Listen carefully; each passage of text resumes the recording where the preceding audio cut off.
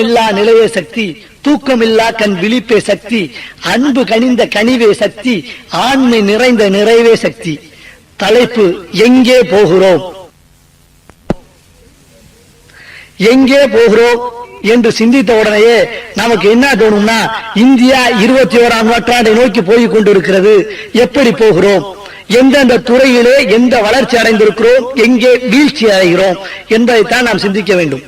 ஒவ்வொரு நாடும் ஒவ்வொரு இடத்திலே சிறப்பாக இருக்கிறது. சீனாவை பார்த்தால் உழைப்பிலே சிறப்பு இருக்கிறது. அமெரிக்காவிலே பார்த்தால் வல்லரசு நாடாக திகழ்கிறது. ரஷ்யா ஒரு காலத்திலே கம்யூனிசத்திலே சிறந்து விளங்கியது. ஆனா இந்தியா எங்கே சிறப்பாக இருக்கிறது நம்ம கொஞ்சம் யோசிக்கணும். கலை கலாச்சாரம் மறுமலர்ச்சி என்பதிலே சிறந்து இருக்கிறது. நம்ம இப்ப எதுல முன்னேறி இருக்கிறோம்? விஞ்ஞான முன்னேற்றம் இருக்கு, கம்ப்யூட்டர் உலகம் வந்துருச்சு, தொழில் வளர்ச்சி வந்துருச்சு, ஆணுக்கு பெண் சரி நிகர் சமம் வந்துருச்சு, ஆனா இன்டர்நெட் முதற்கொண்டு வந்துருச்சு. ஆனா இந்தியா சரியாத்தா செல்லுதான் யோசிச்சா அதாங்க இல்ல. நம்ம எங்கனக்குள்ள வீழ்ச்சி அடைகிறோம்? ஒரு சோசியல் சேஞ்ச் வருகிற போது எங்கனக்குள்ள நம்ம வீழ்ச்சி அடைகிறோம் கொஞ்சம் சிந்திக்கணும். அடிப்படை ஒரு விஷயத்தை பார்க்கலாம். இன்னைக்கு நம்ம எல்லாரும் ஒன்றை நன்றாக சிந்திக்கிறோம். ஒரு குழந்தை பெற்று இந்தியாவிலே வளர்க்கிறது எவ்வளவு கஷ்டமான விஷயம் எல்லாத்துக்கும் தெரியும். இந்த நர்சரி ஸ்கூல் இருக்கு பாருங்க, இந்த நர்சரி ஸ்கூல்ன்ற விஷயமே ஒரு ஆச்சரியமான விஷயம். என்னன்னா நர்சரி ஸ்கூல்ல ஒரு குழந்தையை விடுகிற போதே 1008 கனவோட விடுவோம். ஒண்ணுமில்ல, சின்ன குழந்தை விளையாடுகிற போதே ஒரு 4-5 விளையாட்டு பொருளை போட்டு எதை அது எடுக்குதோ அந்த துறைக்கு போகும் என்கிற கற்பனை எல்லாம் உண்டு. 5 வயது குழந்தைகிட்டே நம்ம கேட்போம், நீ என்ன ஆக போகிற? அம்மா நான் போலீஸ்காரன் ஆக போறேன், அம்மா நான் கலெக்டர் ஆக போறேன், அம்மா நான் IAS ஆக போகிறேன், அம்மா நான் விஞ்ஞானி ஆக போறேன் என்று அத்தனை குழந்தையும் சொல்லத்தான் செய்யும். ஆனா நர்சரி ஸ்கூல்ல சேர்க்கும் போது அந்த நர்சரி ஸ்கூல் எப்படி இருக்குன்றதை நம்ம கொஞ்சம் சிந்திக்கணும். நர்சரி ஸ்கூல் எப்படி இருக்கு? இன்னைக்கு தேற்று கட்ட வர்றவங்க எல்லாம் நர்சரி ஸ்கூல் வச்சா சம்பாதிக்கலாம் என்கிற சிந்தனை வருகிறது. கல்வி என்னைக்கு நல்லதை கத்துத்தல்ல பணத்துக்காக வருகிறதோ அங்கே ஒரு தீங்கு இருக்குல்ல. ஒன்னும் இல்ல சார், ஒன்னும் இல்ல, ஒன்றை நன்றாக சிந்தியுங்கள். குழந்தைய நம்ம கொண்டு போய் விடுறோம்னா அந்த குழந்தைக்கு சொல்லி தரவங்க எப்படி இருக்கணும்? இன்னைக்கு நம்ம நாட்டுல நம்ம சுத்தி நடக்கிற நர்சரி ஸ்கூல்ல 7வது ஃபெயிலான பிள்ளை கூட நர்சரி ஸ்கூல்ல டீச்சரா இருக்கு சார். அந்த பிள்ளைக்கு இருக்க ஒரே குவாலிபிகேஷன் சிகப்பா இருக்கா, சிகப்பா இருந்து பிரின்சிபாலுக்கு ஒத்து போனா அந்த பொண்ணு டீச்சரு. ஒன்னும் இல்ல, 7வது படிக்கிற பொண்ணுக்கு டீச்சரா இருக்கிறதுக்கு அப்பா அம்மாவுக்கு இன்ட்ரி வைக்குது. அப்பா அம்மா டிகிரி படிச்சாலே அந்த பிள்ளைக்கு அங்க சீட்டா. அது போக டொனேஷன் 78 புத்தகம். இந்த நர்சரி ஸ்கூல் எப்படி ஆரம்பிச்சுன்னு தெரியுமா இல்லையா? கலிபோர்னியா யூனிவர்சிட்டியை சார்ந்த கேத்தரின் லண்டரின் எழுதிய புத்தகம் ஒன்று இருக்குங்க, நர்சரி ஸ்கூல் மேனுவல் அப்படின்ற புத்தகத்துல நர்சரி ஸ்கூல் டீச்சருக்கு என்னென்ன தகுதி இருக்குன்னு அதுல எழுதியிருக்கான். அதை படிச்சு இங்க நர்சரி ஸ்கூல் நடத்தினா பரவாயில்ல. இங்க இருக்க நர்சரி டீச்சர் என்ன பண்ணும்னா ஒரு 90 பிள்ளைய கூட்டு வந்து 10வது பாஸோ பெயிலோ 7வது பாஸோ பெயிலோ அந்த பிள்ளை போட்டிருக்கிறது ஒரு ஹேண்ட்பேக், அதுக்கு ஒரு சீப்பு ஒரு பவுடர் டப்பா. இந்த பிள்ளை நம்ம பிள்ளைக்கு பாடம் நடத்தி நம்ம பிள்ளை எதிர்காலத்தை நோக்கி எப்படி போகும்ன்றேன். அடிப்படையில நம்ம குழந்தைய எப்படி வளர்க்கிறோமோ அது மாதிரி தானே இருக்கு. ஜெர்மன்ல அப்பா அம்மா வேலைக்கு போனா பாதுகாக்கக்கூடிய ஒரு இடம் நர்சரி. அந்த நர்சரி ஸ்கூல் இந்தியாவில் தோன்றியதில் தவறே கிடையாது. ஆனால் அந்த நர்சரி ஸ்கூலை செயல்படுத்தும் முறை எப்படி இருக்கணும்? ஒன்றுமில்லை, 30 ஆண்டுகளுக்கு மேலாக ஆராய்ச்சி பண்ண விஷயத்தை உங்களுக்கு ஒண்ணு ரகசியமா சொல்றேன், கேட்டுக்கோங்க. 3 வயசுல இருந்து 8 வயசு வரை இருந்தாங்க மூளை வளர்ச்சி அதிகமா இருக்கின்றா. அந்த நேரத்தில் இந்த பிள்ளையை நர்சரி கொண்டு போய் பிள்ளைகளை ஸ்கூல்ல போய் விட்டு இந்த பிள்ளைக்கு 78 புத்தகம் ஏகப்பட்ட ஹோம்வொர்க் கொடுத்து ஒரு குறிஞ்சி மேல ஒரு பெரிய கல்ல வச்ச மாதிரி அந்த பிள்ளைய பாடா படுத்தி பிள்ளை டீச்சரை பார்த்தாலே ஒரு பயம் வருது. ஸ்கூல்ல இப்படிதான் ஒரு தடவை என்ன ஆகி போச்சு, மத்தியானம் சாப்பிட்டு முடிச்சவனு ஒரு வகுப்பு எடுப்பாங்க. மத்தியானம் ஃபர்ஸ்ட் அவர் அதே வாழ்க்கையை வெறுத்துக்கிட்டு இருப்பான். அந்த நேரத்துல ஒரு வாத்தியார் என்ன பண்ணாரு, மரத்துல வச்சு ஒரு கிளாஸ் எடுத்தாரு. மரத்துல வச்சு கிளாஸ் எடுத்தாரா, சாப்பிட்ட மனுஷன் தூங்கி போனாரு. வாத்தியார் தூங்கி போன உடனே முன்னாடி 10 பேர் உட்கார்ந்து இருந்தாங்க. 10 பேர் உட்காந்து கிளாஸ் கேட்டுக்கிட்டு இருக்காங்க. முன்னாடி உட்காந்து இவர் சாப்பிட்டு தூங்கி போனாரு. வாத்தியார் முன்னாடி உட்கார்ந்து இருந்தவன ஒருத்தர் தேல் கடிச்சு பிடிச்சு. தேல் கடிச்சா கத்துவானா இல்லையா? அவன் கத்தல, கம்முன்னு பல்ல கடிச்சிட்டு உட்காந்தான். பல்ல கடிச்சு உட்கார்ந்தவன திடீர்னு வாத்தியார் முழிச்சுட்டாரு. முழிச்சவன பார்த்தாரு, ஆஹா மாணவா தேல் கடிக்குது, என்னடா கத்த மாட்டேன் அப்படின்னாரு. நான் கத்தல, ஏன் தெரியுமா அப்படின்னா. என்னானாரு, கத்தா நீங்க என்ன பண்ணுவீங்க அப்படின்னா. கத்துனா நான் முழிச்சுருவேன் அப்படின்னா. முழிச்சா நீங்க என்ன பண்ணுவீங்க? பாடம் நடத்துவேன் அப்படின்னாரு. இதுக்கு தாயா தேல் கடிய கூட தாங்கிருவேன், ஆனா ஓம் கடி என்னால தாங்க முடியாது சாமி அப்படின்னா. அப்படி அதே கடிச்சு கொதறி ஸ்கூல் லெவல்ல இதுல பரவாயில்ல, இங்க நகரங்கள்ல பரவாயில்ல, நான் கிராமங்கள்ல சில பள்ளிக்கூடம் நடத்துவாங்க பாருங்க, கொன்றுவாங்க. அந்த ஒரு பள்ளியில ஒரே ஆசிரியரா இருப்பாரு. வரலாறுனாலும் சரி, புவியியல்னாலும் சரி, தமிழ்னாலும் சரி, இங்கிலீஷ்னாலும் சரி, எல்லாத்துக்கும் ஓராசிரியர் பள்ளினே பேரு. அங்கேயும் ஃபர்ஸ்ட் குரூப் இருக்கு, அங்கேயும் பிராக்டிகல்ஸ் இருக்கு. ஆக பள்ளிக்கூடங்கள் சரியாக இருக்கிறதா அப்படின்னு சிந்தித்து பார்த்தா அது கிடையாது. சாதாரணமா யோசிச்சு பார்த்தோம்னா பள்ளிக்கூடத்துக்கு பிள்ளைய அனுப்புறதே பயமா கிடக்கு. இந்த பத்திரிகையெல்லாம் வந்துருச்சுல, இந்தியாலாம் உலகத்துல எங்க நடந்தாலும் என்ன நடந்தாலும் யாருக்கும் தெரியாது. டெய்லி பத்திரிகை படிக்கிறோம்ல, ஆசிரியர் பாடம் நடத்துவாரு. அந்த காலத்துல சொன்னாங்க மாதா பிதா குரு தெய்வம்னு. குருன்றது தெய்வத்துக்கு அடுத்தபடியா சொல்றாங்க, தெய்வத்துக்கு முன்னாடி சொல்றாங்க. அந்த குருவை பேப்பர்ல போட்டிருக்கேன், படிக்க அசிங்கமா இருக்கு. அதாவது ஆசிரியர் கற்பழித்து மாணவி பலி. அட நாசமா போ, இதுக்கா பள்ளிக்கூடத்துக்கு நாங்க அனுப்புறோம்? நாங்க பள்ளிக்கூடத்துக்கு சீராட்டி அனுப்பி பொம்பளை பிள்ளைகளுக்கு சம உரிமை கொடுத்து அனுப்ப ஆசிரியர் கற்பழிச்சு போறாராம். அது எவ்வளவு பெரிய கேவலமான விஷயமா இருக்கு. இதை விட ஒண்ணு என்னன்னா, இந்த காலத்துல ஒண்ணு ஒரு சிஸ்டம் வச்சிருக்காங்க, உலகத்திலே இல்லாத சிஸ்டம். டியூஷன் படிச்சாதான் பாஸ். டியூஷன் படிக்கிறேன்னா அந்த பிள்ளை கண்டிப்பா ஃபெயில் ஆக்கிறாங்க. ஏன் ஃபெயில் ஆமா? மாசம் டியூஷனுக்கு போய் அவனுக்கு அழுகணும். இதுல இவங்க சம்பளம் பத்தலைன்னு இவங்க வேற ஸ்ட்ரைக் பண்ணுவாங்க. ஒரு கல்வி நாம் எப்படி இருக்க வேண்டும் என்கிற சிந்தனை இந்தியாவில் யாருக்காவது இருந்துச்சுன்னா, ஆசிரியரை எப்படி நெறிப்படுத்த வேண்டும், இல்லை என்றால் ஆசிரியரை எப்படி இருக்க வேண்டும் என்கிற சிந்தனை வரும். பள்ளிக்கூடம் இப்படி இருக்கு. இன்றைய இளைஞன் அழகா எல்லாரும் சொல்லுவாங்க, இன்றைய இளைஞர்கள் நாளை இந்தியாவின் ஆட்சியாளர்கள், இன்றைய இளைஞர்கள் தான் நவயுக சிற்பிகள் அப்படிலாம் நம்ம வர்ணிக்கக்கூடிய காலத்துல இன்னைக்கு ஒண்ணும் இல்ல சார், ஒன்னும் இல்ல. நல்லா சிந்தித்து பாருங்க. இன்றைக்கு இளைஞன் நவயுக சிற்பின்னு நம்ம வர்ணிக்கலாம். ஆனா நவயுக சிற்பினா என்ன இருக்கணும்? ஒரு வேளை ஊழி இருக்கணும், இன்னொரு வேலை சுத்தியல் இருக்கணும். அப்படியா இருக்கியா? இன்றைக்கு இளைஞர்கள் இருக்கிறார்கள், மரியாதை கொடுத்து பேசணும், இல்லைன்னா கோபம் வந்துடும். ஏன் இளைஞர்களை நாம் மதிக்கிறோம், ஆனால் இளைஞர்கள் எப்படி இருக்கிறார்கள் எங்க சிந்தனைக்கு தான் வரணும். இளைஞன் ஒருவேளை ஊழியும் சுத்தியும் இருக்கணும்னு சொன்னேன். ஆனா என்ன இருக்கு? ஒருவேளை சிகரெட் இருக்கு, இன்னொரு வேளை பான் பராக்கு இருக்கு. இளைஞன் எப்படி இருக்கணும்? ஓடுற பாம்ப மிதிக்கிற வயசு சார், அவனாலே நடக்க முடியல. பான் பராக்க தின்னுட்டு அப்படியே சுத்தி எடுத்துறான். என்ன ஒரு விஷயத்த உங்களுக்கு ஆராய்ச்சி பண்ணிய விஷயங்களை தான் நான் பேச வேண்டும் என்கிற சிந்தனை இருக்கிறதுனால உங்களுக்கு சொல்றேன். நானு இன்றைக்கு சமீப 10 வருட காலமாக இந்தியாவில் டைவர்ஸ் அதிகம். ஏன்னு ஒரு நிமிஷம் நீங்க பயந்துடக்கூடாது. என்னன்னா கோர்ட்ல போய் கேளுங்க, கடந்த 10 வருடமாக இந்தியாவில் டைவர்ஸ் அதிகம். இதே இன்னொரு டாக்டர்கிட்ட போய் கேட்கிறேன், உண்மைதான்டாரு. என்னவாமா இன்றைக்கு இளைஞர்களில் இல்லை என்றால் திருமணம் ஆகக்கூடிய ஆண்கள் உண்மையிலேயே அதிக பேருக்கு ஆண்மை குறைவாக இருக்கிறது என்ற குற்றச்சாட்டு இருக்கே. இளமையில கேள்வி பண்றான், பொம்பளை பிள்ளை எல்லாம் கேள்வி பண்றான். ஆனா உண்மையிலே திருமணத்திற்கு அப்புறம் ஏன் இந்த குறைவு வருது அப்படின்னு சிந்திச்சு பாருங்க. என்னவா 25 வயது வரையும் பிரம்மச்சரியம் சொன்னால, எதுக்கு காரணங்களை டாக்டர் அடுக்கிறாரு சார், காரணங்களை கரெக்டா அடுக்கிறாரு. போதை மருந்து சாப்பிடாம இருக்கானா, இன்ஜெக்ஷன் டேப்லெட் பயமா கிடக்கு. காலேஜ் பக்கம் போக முடியல, எதுக்கு என்ன பண்றானே தெரியல. இதனாலும் பரவாயில்ல, ஒண்ணும் இல்ல. ஒரு நாள் வந்து சிகரெட் குடிச்சிருந்தான். சிகரெட் குடிச்ச உடனே வாத்தியார் வந்தாரு. இந்த கையில சிகரெட்டை மாத்திட்டு குட் மார்னிங் சார், என்னடா இந்த பக்கம் சிகரெட் குடிக்கிறாரு. இல்ல சார் இந்த கையில ஒண்ணும் இல்லை சார் அப்படின்னு இந்த கையை காட்டினான். ஒண்ணும் இல்ல சார், 2 கையை மேல தூக்கூட அப்படின்னாரு. வாயில சிகரெட்டை வச்சுக்கிட்டு ஒண்ணும் இல்ல சார்.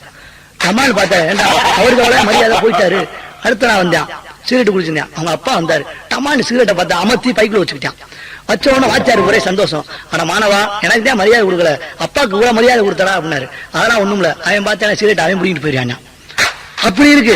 அப்பா அம்மாவும் சேர்ந்து தண்ணி அடிக்கிற காலம் ஆகி போச்சு. இதான் வளர்ச்சின்றமா, இதான் சமூக மாற்றம் சொல்றோமா? இதெல்லாம் கிடையாது சார். எதை நம்ம போகணுமோ சரியா செல்கிறோமா என்றால் இல்லை. அப்பா அம்மா கரெக்டா வாட்ச் பண்றாரா? கிடையாது. அப்பாவுக்கு மரியாதை கொடுக்கறதே கிடையாது. எப்படி நம்ம மதிப்போம்? ஏன் அப்பா சரியா இருக்காரா? இல்ல. எங்க இருக்காரு? பணம் தேடி அலைவதே ஒரு நோக்கமா இருக்கும்போது எப்படி அவர் இருப்பாரு? இன்னைக்கு மது என்பது இந்தியாவிலே சூழப்பட்ட அல்லது உலகிலேயே சூழப்பட்டன்னு சொல்லக்கூடாது. நான் குளிர் பிரதேசங்கள்ல அவங்க மது குடிக்கிறாங்க, இந்தியாவிலதான் இல்லையே. மது குடிக்கிற விஷயம் பயங்கரமான விஷயமாயி போச்சு. ஆனா மது பாட்டில எழுதியிருக்கான், மது உயிருக்கும் உடலுக்கும் தீங்குன்னு. எல்லா பேரும் குடிக்கிறோம். அதை ஒரு PhD பண்ணிக்காசா. மது குடிக்கிறவங்களோட வகைகளை, தண்ணி அடிக்கிறவங்க இல்லைன்னா நல்லா குடிக்கிறவங்கள 4 வகையா பிரிச்சிருக்கான். என்னென்ன வகையா? 4 வகை சொல்றேன், எனக்கே ஆச்சரியமா இருக்கு. ஒண்ணு என்ன சொல்ற? சிங்க குடியார் என்றான். அடுத்த வகை சொல்றான் நாய் குடியார் என்றான். இன்னொரு வகை சொல்றான் கிளி குடியார் என்றான். 4வது வகை சொல்றா பன்றி குடியாரேன்னு. ஒவ்வொன்றையும் நான் உட்கார்ந்து ஆழ்ந்து சிந்திச்சு பார்த்தா எனக்கு சிரிப்பா வர்றத விட கோபமாத்தான் வருது. என்ன சொல்றேன்? சிங்க குடியாரேன்னா எப்படி இருப்போம்னு சொல்றான். சிங்க குடியாரன் அப்புறம் எப்படி இருப்பானா, தண்ணி அடிச்சாலும் எவன் கூட பேச மாட்டேன் சார். அப்படியே பார்த்தா ஒரு முறை, என்னடா அப்புறம் என்ன நொன்னடா அப்படின்னு அடிச்சு போடுவான். சிங்க குடியார தண்ணி குவாட்டு உள்ள போயிடுச்சு வச்சுக்கோங்க, எவனையும் கண்டுக்க மாட்டான். கம்பா பாப்பான், முறைப்பான், யார பார்த்தாலும் முறைப்பான். முறைச்சிட்டு என்ன பாக்குற அப்படின்னா இது ஒரு டைப். ரெண்டாவது டைப் இருக்காங்க நாய் குடியாரங்கன்னு. அவன் குவாட்டு உள்ள இறங்கி வச்சுன்னு வச்சுக்கோங்க, ரோட்டை அளந்துருவான்.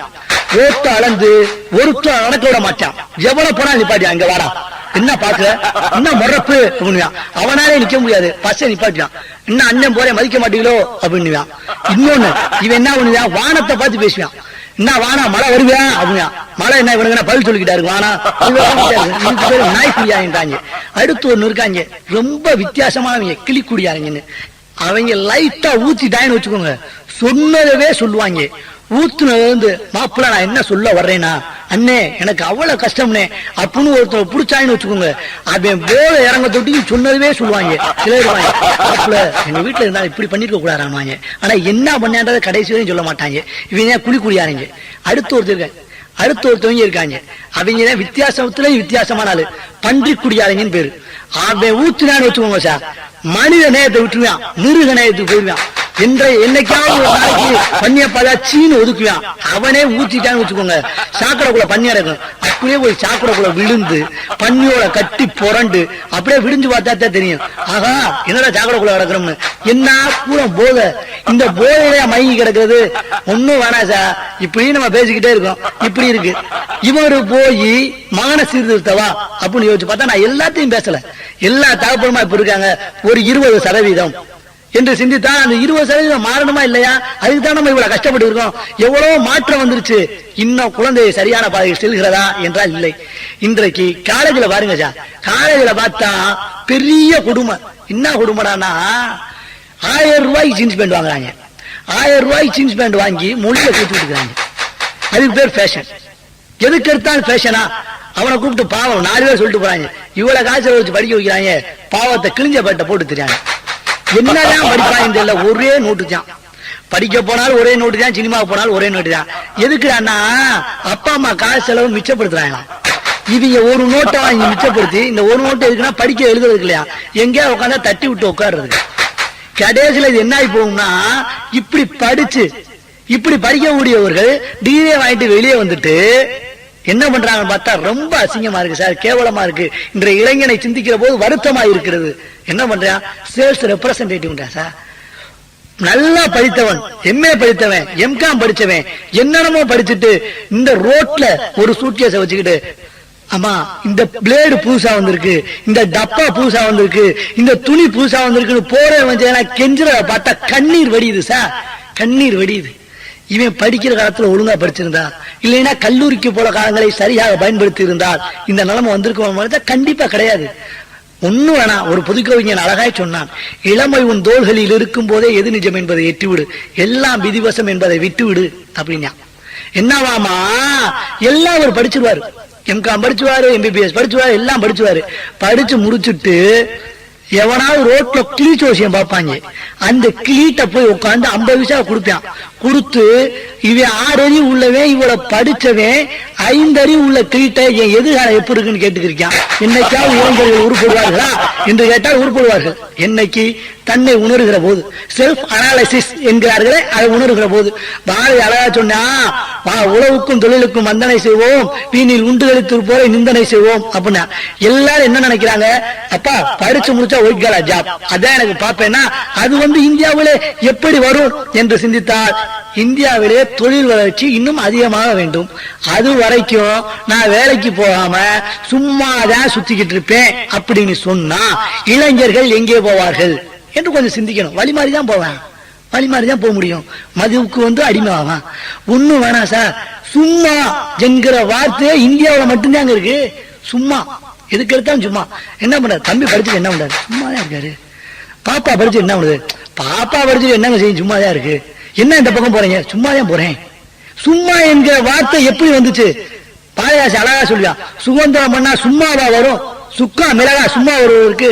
பாரதிதாசி எப்படி பயன்படுத்தின சும்மாவை, நம்மால் எப்படி பயன்படுத்துது பாருங்க சும்மாங்கிற வார்த்தையை. என்னன்னே இந்த பக்கம் ஊருக்கு சும்மாதான் தம்பி, சும்மான்ற வார்த்தையை என்றைக்கு நம்ம அகராக விட்டு ஒழிகிறோமோ அன்னைக்கு தான் நம்ம சரியா போவோம். படித்து முடித்து விட்டு 6 மாதமோ இல்ல 7 மாசமோ இல்ல 1 வருஷமோ முடிச்சுட்டு சும்மா இருக்கவங்க என்ன சிந்திக்கணும், நமக்கு எதுல திறமை இருக்கு, நம்ம இதுல சரியா போகும் நினைச்சா தான் சார் அவன் சீரா போக முடியும். எனக்கு ஒயிட் காலர் ஜாப் இந்த அரசாங்கத்துல இருந்து வரணும், இல்லைன்னா பெரிய கம்பெனில இருந்து அதான் வரணும் அப்படின்னு வராது சார். குடுக்கறதா கூரை பிச்சுக்கிட்டு தரும் அப்படின்னு சொல்லலாம் அந்த காசா. இது வந்து காம்படிஷன் உலகம், அதவே எங்கேயோ போயிட்டான். ஒண்ணுமில்ல, முயற்சி முயற்சின்றது வந்து சாதாரண விஷயமா? முயற்சின்ற வார்த்தையை யோசிச்சு பாருங்க. முயற்சி மட்டும் இல்லைன்னு வச்சுக்கோங்க, தன்னம்பிக்கை, முயற்சி, இது ரெண்டு நேரம் இளைஞனுக்கு வேறொன்றி இருக்கக்கூடிய விஷயம். இன்றைக்கு சும்மா இருக்கிற இளைஞர்களை நான் சாதாரணமா பாக்குறேன், வேடிக்கையா இருக்கு. என்ன வேடிக்கையா இருக்கு? கோயிலுக்கு போறேன், கோயிலுக்கு போனா நம்ம சாமி கும்பிட போவோம். இன்றைய இளைஞர்கள், சும்மா இருக்கிற இளைஞர்கள் அதுக்காக வருகிறார்கள். நிறைய பேர் சாமி கும்பிட வர்றாங்க. ஆனா ஒரு சிலர் கோயிலுக்கு வந்தோடனே நான் சாமி கும்பிட போனேன், ஒரு குரூப் வேகமா தலை சீவிக்கிட்டு இருந்துச்சு. கோயில்ல தலை சீவுனா சரி, ஏதோ சரியா சீவுறாங்க போல நின்றுட்டு இருக்கேன். அந்த குரூப்ல ஒருத்தர் சொல்றாரு, மாப்பிள்ள கடவுள் வர நேரமாச்சு, தலையா சரியா இருக்கான்னு பாருங்க. ஆச்சரியப்பட்டு கடவுள் வர்றதுக்கு தனியா தலை சீவுறதுக்கு என்ன இருக்கு ஒன்னும் புரியல. அடுத்த சொன்னா, மாப்பிள்ள கடவுள் நேரமாச்சு, மாப்பிள்ள இன்மணி இருக்க சரியா இருக்கான்னு பாருங்க. அடுத்து மாப்பிள்ள கடவுள் இன்னைக்கு கார்ல வருதுன்னா அரண்டு போனேன். கடவுள் தேர்ல வரும், கடவுள் வானத்துல கூட வரும் சார், எப்படி கார்ல வரும்? சரி, மாடன் கடவுள் கார்ல வராராகும், நான் வெயிட் பண்ணி பாக்க. அடுத்து வைக்கிறான், மாப்பிள்ள கடவுள் எப்பயும் தனியா வரும், நீ ஃபேமிலியோட வருதுன்னா. நான் நினைச்சேன் பார்வதி பரமசிவன் முருகன் பிள்ளையாரு அத்தனை பேர் ஃபேமிலியோட வருது போல, நம்மளும் கடவுள் இன்னைக்கு பார்த்தா ஆர்வமா இருக்கேன். அடுத்து சொல்றான், மாப்பிள்ள கடவுள் டெய்லி சுடியால வரும், இன்னைக்கு சேரியில வருதுன்றான். யார? ஒரு பொம்பளை பிள்ளைய, ஒரு பொம்பளை பிள்ளைய தெய்வமா மதிக்கப்பட வேண்டுமா? ஆமா உண்மைதான். அதுக்காக கோயில் எப்படியா வர்ற பொம்பளை பிள்ளை போற பொம்பளை பிள்ளை கோயில்லையுமா சார்? பக்தியான இடம், சாமி போற இடம், அதுலயுமா? இன்றைய இளைஞர்கள் எதை சிந்திக்கணும்? கோயில போய் பக்தின்றது சாதாரண விஷயமா? பக்தின்றது சாதாரண விஷயம் கிடையாது. கோயில்ல போய் நம்ம இதுக்கு தான் போறோம். நிறைய பேர் கோயிலே லவ்வர்ஸ் பார்க் தான் மாத்திருச்சு. நம்மளால என்ன பண்ண முடியுது? எதையுமே தடை பண்ண முடியவில்லை. இளைஞர்கள் இப்படித்தான் போவாங்கன்னா இது தடை மாறி போகிற வழி, சரியாத்தான் போகணும். ஒன்ன ரொம்ப வருத்தமா இருக்கு சார். என்னன்னா, படிக்கிற காலத்திலே தவறு செய்து விட்டு படித்து முடித்து விட்டு ஒரு 30 வயசுக்கு மேல அவன் படுகிற அவஸ்தை இருக்கிறதே அவஸ்தை சார். ஆனா நம்ம எல்லாம் பேசுறோம், எம்ப்ளாய்மெண்ட் எக்ஸ்சேஞ்சில் படித்து காலகாலமாக மாறிவிட்டது, வேலை கிடைச்சிச்சா, நான் பறிந்த காரணத்தை நானே அறியும் முன்னே நீயும் போய் ஏன் பயிர்ந்து, நீயும் போய் ஏன் பயிர்ந்தாய் செல்வமகனேன்னு அப்பா பாட்டு பாடுறாராம். இதெல்லாம் உண்மையிலேயே சமுதாயத்தில் நீக்கப்பட வேண்டிய கருத்து. வேலை இல்லதாங்க, வேலை இல்லதா? அதுக்கு அடுத்து நம்ம என்ன பண்ணணும்ன்ற சிந்தனை வேணும்ல. அரசாங்கத்திட்ட 1008 இது இருக்கு, சீர்திருத்தம் இருக்கு. சுயமா சம்பாதிக்கிறதுக்கு 1008 திருத்தங்கள் இருக்கு, சட்டம் இருக்கு. யாரு படிச்சா? டெய்லி பேப்பர் படிக்கிறானா? இல்ல, டெய்லி பேப்பர் படிக்கிறது கிடையாது. என்ன எம்ப்ளாய்மெண்ட் நியூஸ் ஒரே ஒரு குரூப் வாங்குது சார். டிஎன்பிசி எக்ஸாம் தமிழ்நாட்டுல எழுதுறதுக்கு ஒரு குரூப் இருக்கு. ஏன் நீ ஐஏஎஸ் ஆகக்கூடாது? நீ ஏன் பெரிய ஐபிஎஸ் ஆபீசர் ஆகக்கூடாது? ஏன் உன்ட்ட அந்த சிந்தனை வரல? ஒரு குறுகிய வட்ட சிந்தனை. அரசாங்கத்துல எனக்கு நமக்கு வேலை கிடைக்கும், வேலை கிடைச்ச உடனே நம்ம அப்படியே போய் செட்டில் ஆகலாம். அப்படின்னா வரதட்சணை வரும், வரதட்சணை வந்த உடனே நம்ம போய் சரியா செட்டில் ஆகலாம் என்று நான் இளைஞர்களை பார்த்து ஒரு கேள்வியை எழுப்பவில்லை. அவர்கள் தைரியமானவர்கள், உண்மையிலே தைரியமானவர்கள். ஏனென்றால் இன்றைக்கு இருக்கக்கூடிய இளைஞர்கள் அத்தனை பேரும் படித்து விட்டு அமெரிக்காவோ அல்லது வெளிநாடோ போக வேண்டும் என்கிற சிந்தனை உள்ளார்கள். நல்ல சிந்தனை, வரவேற்கணும். அமெரிக்காவுக்கு அவங்க போனா அவங்களும் பணக்காரர்களா ஆவார்கள், அவர்களுக்கும் தொழில் முன்னேற்றம் அல்ல என்றால் கம்ப்யூட்டர் பற்றிய வளர்ச்சி கண்டிப்பா வரும். ஆனா ஒன்றை நன்றாக சிந்திக்க வேண்டும் நண்பர்களே, நான் பிறந்த மண், இந்த தேச மண் எப்படிப்பட்ட மண்? இந்த மண்ணில் எத்தனை பேருடைய குருதி சிந்தி இருக்கிறார்கள் என்பதை சிந்தித்து பார்த்தால் மிகவும் வேதனையான விஷயம் சார். உலகத்திலேயே நம்மளோட 73 நாடுகள் விடுதலை பெற்றன. அந்த சுதந்திரத்தை பாதுகாத்தது இந்தியா பெருமை மிக்க நாடு. அந்த சுதந்திரம் வாங்கின சாதாரண விஷயமா? சுதந்திரம் வாங்கின விஷயம் சாதாரண விஷயமா? பகத்சிங்கை அத்தனை பேருக்கும் தெரிந்திருக்கும் என்கிற நம்பிக்கை இருக்கிறது. ஒண்ணு வேணாம், ஜாக்கி ஜான தெரியுமானா தெரியும் சார், இந்தியாவில் தெரியும். தெண்டுல்கரை தெரியுமானா தெரியும், போற்றப்பட வேண்டியவர்கள் தான். ஒண்ணு வேணா, டயானாவை தெரியும்னா இன்றைய இளைஞர்களுக்கு தெரியும். ஆனால் பகத்சிங்கை தெரியுமா என்று கேட்டால் தெரியும் என்று உறுதியாய் சொல்ல முடியுமா என்றால் அதுல சந்தேகம் இருக்கு. சந்தேகம் இருக்கு. ஏன் சந்தேகம் இருக்கு? பகத்சிங்கை பற்றி தெரிந்து கொள்ள வேண்டிய அவசியம் இல்லை என்று நினைக்கிறார்கள் இன்றைய இளைஞர்கள். பகத்சிங்க பற்றி நம்ம ஒரே ஒரு விஷயம், பகத்சிங்கு தூக்கு தண்டனை, பகத்சிங்க தூக்கு தண்டனை கொண்டு போகிற போது கடைசி ஆசை என்னன்னு கேட்டாங்க. பகத்சிங்க கூப்பிட்டு, பகத்சிங் உன்னுடைய கடைசி ஆசை என்ன ஆங்கிலேயரால் கேட்கப்படுகிறது. அப்பொழுது பகத்சிங் சொல்றாரு, தயவு செய்து என் முகத்தை கருப்பு துணியால் போட்டு பொத்தி விடாதீர்கள். ஏனென்றால் என்னை தூக்கு போட்டு நான் இறந்து இந்த விழி பிதுங்குகிற வரையும் என் தாய் மண்ணை பார்த்துக் கொண்டே சாக வேண்டும் என்று சொன்னான். அப்படிப்பட்ட பகத்சிங் செத்த பிறகு அந்த தாய் அழுதாள். கூப்பிட்டு கேட்டாங்க, பகத்சிங் இறந்து விட்டானே, அதற்காக அழுகிறாய் என்று பகத்சிங் தாயை கேட்டார்கள். அப்பொழுது பகத்சிங் தாய் சொன்னார், நான் பகத்சிங் இறந்து விட்டதற்காக நான் அழுகவில்லை. அந்த மண்ணை எடுத்து வகத்தில் தடவி கொண்டு சொன்னார், இதை போன்ற ஒரு பகத்சிங்கை தான் இந்த இந்தியாவுக்கு என்னால் தர முடிந்ததை தவிர இன்னொரு பகத்சிங்கை தர முடியவில்லையே என்கிற வருத்தத்தில் அழுகிறேன் என்று சொன்னார். அன்றைக்குத்தான் பகத்சிங் இறந்த அன்றைக்குத்தான் அந்த மாநிலத்திலே எந்தெந்த ஆண் குழந்தை பிறந்ததோ அத்தனை பேருடைய ஆண் குழந்தையின் பேரும் பகத்சிங். இந்த வரலாறை படித்திருந்தால் அமெரிக்காவுக்காக உழைக்க வேண்டும், என் குடும்பம் வாழ வேண்டும் என்கிற சிந்தனை வராது. வாழணும், என் குடும்பம் வாழணும், தான் மட்டும் வாழ்வதுமா வாழ்க்கை? இந்தியாவுக்காக உழைக்கணும் சார். ஏன் இந்தியாவுக்காக உழைக்கணும் படிச்சு சொல்றேன்னா, நான் வச்சிருக்க பேனா ஃபாரின் பேனாவா இருக்கலாம், நான் போட்டிருக்க சட்டை ஃபாரின் சட்டையா இருக்கலாம், நான் போட்டிருக்க பேண்ட் ஃபாரினா இருக்கலாம், நான் போட்டிருக்க ஷூ கூட ஃபாரினா இருக்கலாம். ஆனா என்னை பெத்த தாய் இந்த தாய்மொழியில் பிறந்தவள். அந்த ஒரு விஷயத்துக்கு ஆனால் நான் நாட்டுக்காக உழைக்கணும்ல சார். நான் படிக்கக்கூடிய 1/3 பகுதியை இந்திய அரசாங்கம் தான் செலவிடுது, அதுக்கான இருக்கணும்ல சார். அமெரிக்காவுக்கு போவதை பற்றி நான் தவறே சொல்ல மாட்டேன். எல்லாரும் சொன்னார்கள், எல்லாரும் சொல்லுகிறார்கள், கம்ப்யூட்டர் வந்த பிறகு இந்தியாவிலே இந்தியர்களுக்கு கம்ப்யூட்டர் அறிவு உள்ளவர்களுக்கு மதிப்பு அதிகமாக கிடையாது என்று சொல்கிறார்கள். அற்புதமான வார்த்தை, மதிக்கப்பட வேண்டிய விஷயம். ஆனா இப்ப கம்ப்யூட்டர் இருக்கு. எங்க தாத்தா காலத்துல இல்ல நம்ம தாத்தா காலத்துல எல்லாம் கம்ப்யூட்டர் இல்ல, கம்ப்யூட்டரும் இல்ல, எய்ட்ஸும் இல்ல. ஒருவேளை எங்க தாத்தா கம்ப்யூட்டர் கண்டுபிடிச்சிருந்து எய்ட்ஸ் இந்த மாதிரி உலகம் பூரா பரவி இருந்துச்சுன்னு வச்சுக்கோங்க, கம்ப்யூட்டர் மட்டும்தான் 21ஆம் நூற்றாண்டில் இருந்திருக்கும், மனித குலம் அழிந்திருக்கும். உண்மை. ஏன் கலாச்சாரம் சீர்கெட்டு போச்சு? ஏன் கலாச்சாரம் சீர்கெட்டு போச்சு? இன்டர்நெட் என்னன்னு நிறைய பேருக்கு புரியாது. என் தாய் கிராமத்தில் இருக்கிற தாயிட்ட போய் இன்டர்நெட்னு கேட்டா அப்படின்னா என்னன்னு கேக்குது. ஆனா பேப்பர்ல கட்டம் கட்டி போடுறான். எங்களுடைய முதல் இரவை இன்டர்நெட்டின் மூலம் உலகத்துக்கு காட்டுகிறோம். ரொம்ப முக்கியமான விஷயம்ல, இதுவரையும் அறிந்திராத விஷயம், இதுல அறியணும். இன்டர்நெட் கண்டுபிடிச்சதோட பர்பஸ் இதுதான், பயன் இதுதான். அதுக்காக இன்டர்நெட் கண்டுபிடிச்சோம். ஒண்ணு வேணா சார், பிரைவேட் சேனல்ஸ், பிரைவேட் சேனல்ல தனியார் மயமாக்கப்பட்ட டிவியில பல விதப்பட்ட சேனல் வந்துருச்சு. V channel, M channel, Star Sports, என்னென்னமோ சொல்றான். அதுல எப்ப பார்த்தாலும் அரை குறை ஆடையோடு தான் ஆடிக்கொண்டிருக்கிறார்கள். எப்பொழுதுமே நல்ல குடும்ப பொண்ண, விளக்கேத்துற பொண்ண, இல்ல சாமி கும்புற பொண்ண, சாமி கும்புற இளைஞனை காட்டியதே கிடையாது. நம்ம அரசாங்கம் பத்தி எல்லாம் கவலையே படாது. ஏன்னா அதை விட்டு அதுக்கு வருமானம் இருக்கு. இல்ல என்றால் இந்தியாவிற்கு அதை விட்டு வருமானம் இருக்கு, நிறைய கம்பெனி வருது. அதனால நம்ம இதெல்லாம் பார்த்துட்டு ஆகா மேலை நாடுகளில் இப்படியெல்லாம் மாறிவிட்டது, நான் பின்தங்கி இருக்கிறோம் என்றால் அது உண்மையிலேயே ஒரு தவறு. கலாச்சாரத்திலே எதை பாதுகாக்க வேண்டுமோ அதை பாதுகாத்துதான் ஆக வேண்டும். அதற்காக நீ பேண்ட் ஷர்ட் போட வேணா, வேட்டி தான் கட்டணும் நான் சொல்லவே மாட்டேன். ஏன் அப்படின்னா காலத்திற்கு காலம் எது மாற வேண்டுமோ மாற வேண்டும். அதற்காக அந்த பாதிப்பு அப்படியே நம்ம மட்டும் வரக்கூடாது சார். ஒரு விளம்பரம் போடுறா சார், அந்த விளம்பரத்தை நினைச்சா எனக்கு வகுத்தறிச்சலா இருக்கு. என்ன விளம்பரம்? உயர்ந்த மனிதர்கள் உயர்வான தேர்வு மாணி சென்றான்.